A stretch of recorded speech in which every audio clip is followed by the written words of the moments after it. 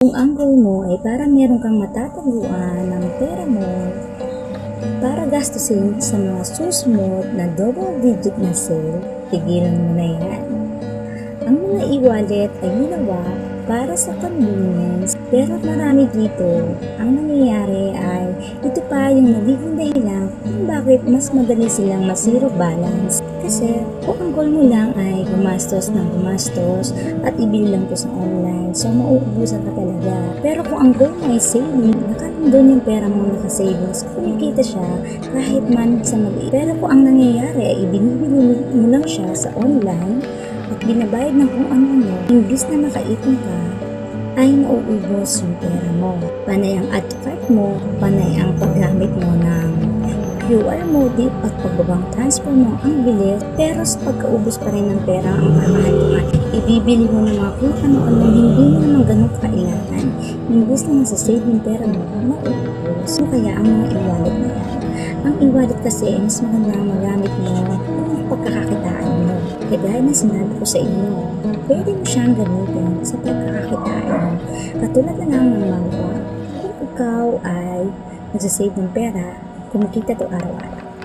Kung ikaw naman ay nagre-refer ka sa mga kaibigan mo, kita ka pa rin sa utang. Ganun. At pwede mo din siyang gamitin na pambayad sa mga bills mo na mayroong cashback. At least may bumabalik sa'yo. At ginagamit mo at pag-relax ka sa pera. At kahit anong e-wallet, kagaya na lang ng iba na ginagamit ko para pang-send ng money, cash in, cash out. Ganun mo siya gamitin at hindi mo para gamitin pang gastos ng panggastos.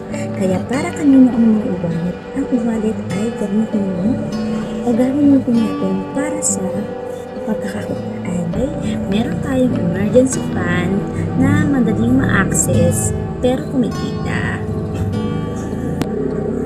Digital banks na walang hidden fees at higit sa lahat, disiplinadong pagmamanage ng ating budget. Hindi natin kailangang ubusin yung pera kakapili ng mga sale na yan, kundi para magamit natin, makapag-save at kumita. Ikaw, saan mo ginagamit yung mga e-wallet mo? Gusto mo bang makaipon o ma-zero balance? I-comment mo na lang dyan sa comment section at mag-subscribe ka na rin. Salamat!